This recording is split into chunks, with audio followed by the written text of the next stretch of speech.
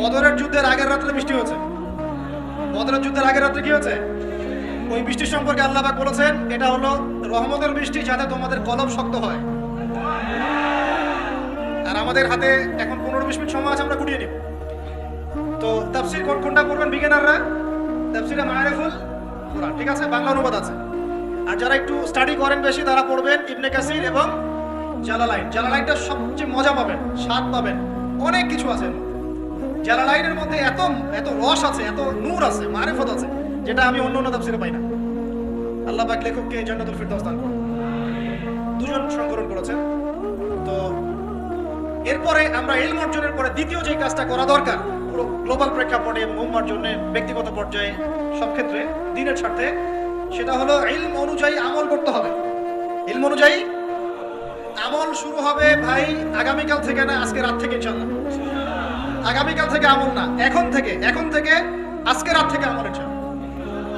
এই রাতের আমল কি?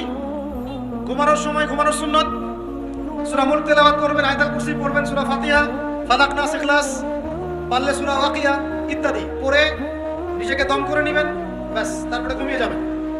ঘুমানোর সময় আল্লাহুম্মা বিইসমিকা আমুতু ওয়া আহইয়া, এই সময় দোয়া কবুল হবে। বৃষ্টির সময় কি হয়? আচ্ছা, আমরা মাঝখানে দোয়া করে নেই, বৃষ্টি যদি শেষ হয়ে যায় আবার আমরা দোয়া করে আল্লাহ পাক আমাদের সবাইকে দ্বীনি ইলম অর্জনের তৌফিক দান করুন। আমাদের সবাইকে আল্লাহ পাক দ্বীনি ইলম অনুযায়ী বেশি বেশি আমল করার তৌফিক দান করুন। আল্লাহ পাক বক্তা শ্রোতা সবাইকে, খাস করে আমাদের যুব সমাজকে আল্লাহ পাক লম্বা নেক হায়াত দারাজ করুন। আল্লাহ পাক আমাদের সবাইকে আদর্শ পরিবার করে দিন।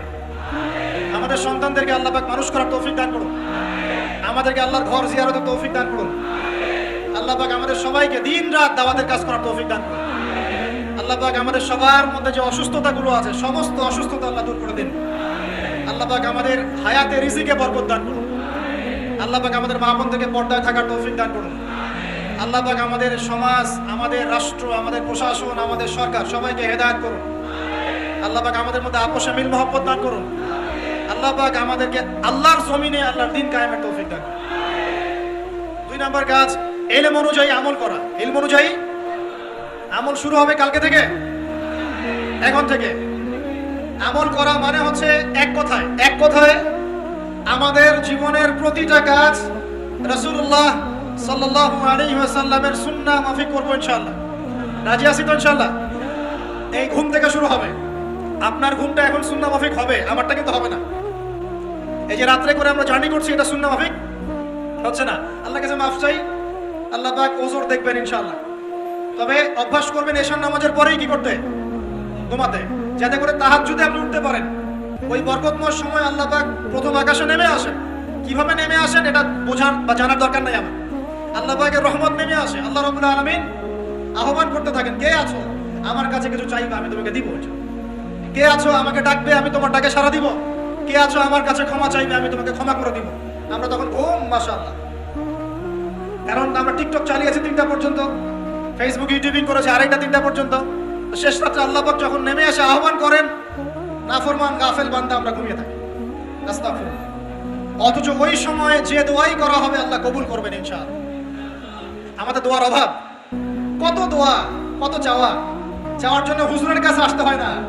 চাওয়ার জন্য শেষ রাত্রে জায়নামাজে দাঁড়িয়ে যান, আল্লাহ কবুল করবেন ইনশাআল্লাহ। শেষ রাত্রে যদি আমরা জাগতে না পারি আমাদের দ্বারা দিন কায়েম হবে না ভাই। সাহাবীরা যারা বদর, উহুদ, খন্দকে যুদ্ধ করেছেন তারা শেষ রাত্রের দরবেশ ছিলেন। দরবেশ, শেষ রাত্রের দরবেশ, আর দিনের বেলা ঘোরসাওয়ার। কি বুঝলেন? শেষ রাত্রে দরবেশ মানে একদম আল্লাহওয়ালা মানুষ। শেষ রাত্রে চোখের পানিতে জায়নামাজ ভিজে যাইতো, দাড়ি ভিজে যাইতো। এই মানুষগুলো আবার দিনের বেলা ছুটতেন, ঘোড়া ছুটাতেন। তাদের হাতে ইসলাম বিজয় লাভ করেছে। অতএব শেষ রাত্রে জাগার অভ্যাস করে আল্লাহ পাক তৌফিক দান করুন। সাউন্ড শুনতে পাচ্ছেন? আচ্ছা, ঠিক আছে। তাহলে আমল শুরু হবে আজকে থেকে, রাত থেকে। তারপর দিন ঘুম থেকে উঠলেন, ফজর নামাজ জামাতে পড়বো না? নামাজের পরে তেলাওয়াত করবো না? জিকির আজকার করবো না? তারপর একটু পড়াশোনা করবো কিনা? খাওয়া দাওয়া কেমন হবে? 7 পেট নাকি নবী সুন্নাহ মাফিক? কাফেররা খায় 7 পেট। কয় পেট? আর মুমিন বান্দা খায় পেটের 3 ভাগের 1 ভাগ। খাওয়ার টেবিলে হেরে গেলে যুদ্ধের মাঠে জিততে পারবেন না।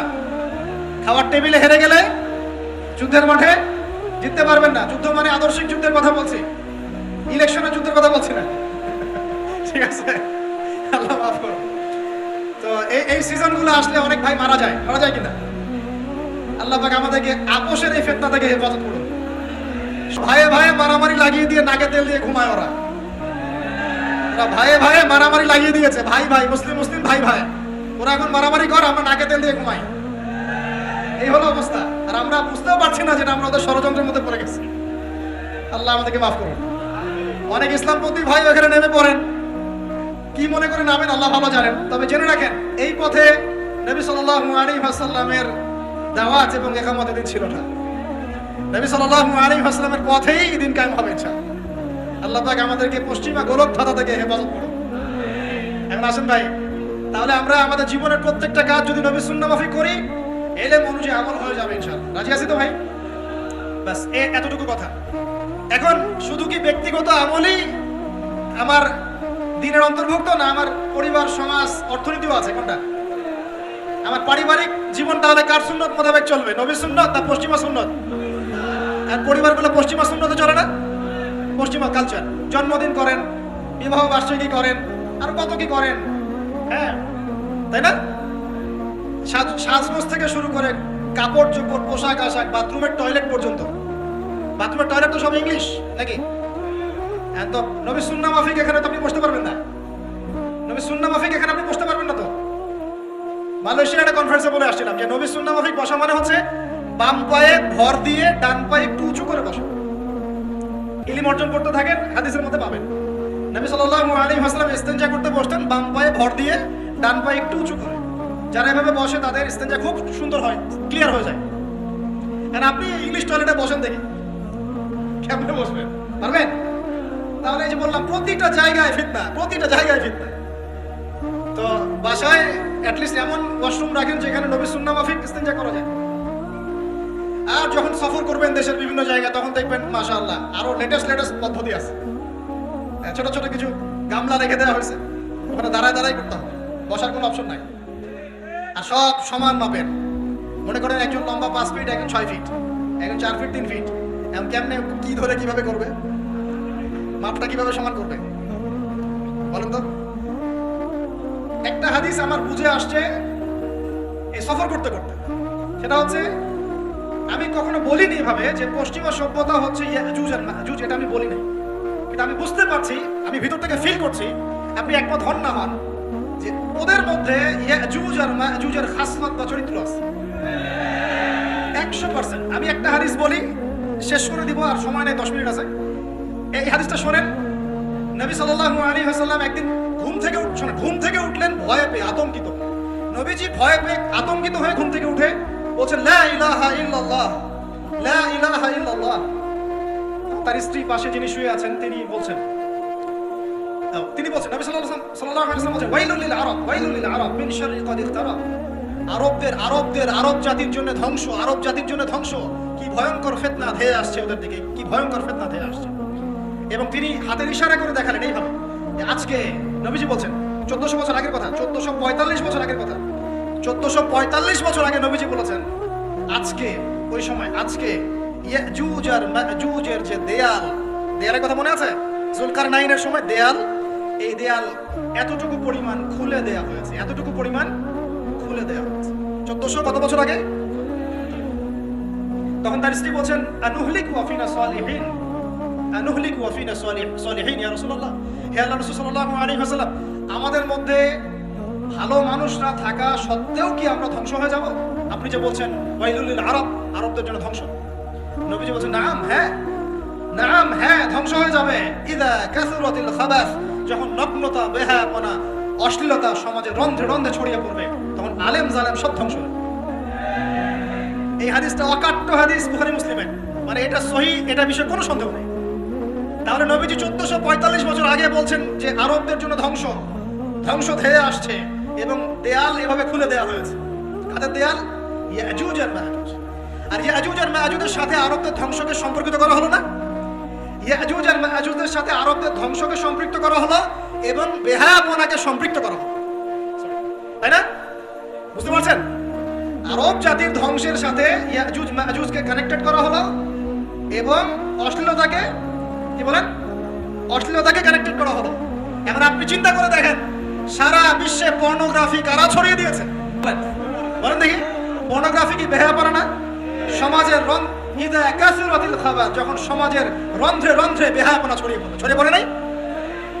মিলান, হাদিসটা মিলান। সমাজের এই মেয়েদের এই যে ফ্যামিলিস্ট রেভলিউশন কারা ছড়িয়ে দিয়েছে? ফ্যামিলিস্ট রেভলিউশন কারা ছড়িয়ে দিয়েছে? ওরা। সমাজে মেয়ে ছেলে একসাথে চলবে একই পোশাকে কারা ছড়িয়ে দিয়েছে? সমাজে মেয়েদের বেপর্দায় চলার এই সংস্কৃতি কারা ছড়িয়ে দিয়েছে? মাদক আর সুদের সংস্কৃতি কারা ছড়িয়ে দিয়েছে? জেনা, ব্যভিচার, পর্নোগ্রাফি এগুলো কারা ছড়িয়ে দিয়েছে? এটাই ওই যে খুলে দেয়া হয়েছে। এটা আমার ব্যাখ্যা, এটা আমার বুঝ। পৃথিবীর এমন কোন রাষ্ট্র বাকি রাখে নাই তারা এগুলো ছড়াতে, এমন কোন রাষ্ট্র বাকি নেই। তাহলে সব জায়গায় ছড়িয়ে পড়বে না ইয়াজুজ মাজুজের ফিতনা? এই ছড়িয়ে পড়েছে। আল্লাহ পাক আমাদেরকে এই সীমা গলত ধাঁধা থেকে হেফাজত করুন। আমি আমাদের সংস্কৃতি নিয়ে আমরা বুক ফুলায় বাঁচবো ইনশাআল্লাহ। আমাদের সংস্কৃতি নিয়ে আমরা চলবো ইনশাআল্লাহ। আমাদের কোরআন আছে, হাদিস আছে, আমাদের নবী আছেন, আমাদের সাহাবীরা আছেন, আমাদের দ্বীন আছে ইনশাআল্লাহ। আমাদের অন্য কাউকে প্রয়োজন আছে? এই যে প্রযুক্তিগত কথাগুলো বললাম, একটু মাথা খাটান, এগুলো আমরাই তৈরি করতে পারবো ইনশাআল্লাহ। সব ঢেলে সাজানো যাবে ইনশাআল্লাহ। আল্লাহ পাক আমাদেরকে বোঝার তৌফিক দান। তাহলে এক নাম্বার কি বলেছিলাম ভাই? ইলম অর্জন। দুই নাম্বার ইলম অনুযায়ী আমল। আর এই আমলটাকে শুধু ব্যক্তি জীবনে না, জীবনের সব ক্ষেত্রে আল্লাহ কবুল করুন। তিন নাম্বার নিজের পরিবারের যত্ন নিন। নিজের ইলম অর্জন করেছেন, আমল করছেন, এখন অনেক বড় বড় কথা অনেকে বলবে, আগে পরিবার ঠিক করেন। আগে কি করবেন? ব্যাস, পরিবার বলতে আপনার স্ত্রী সন্তান।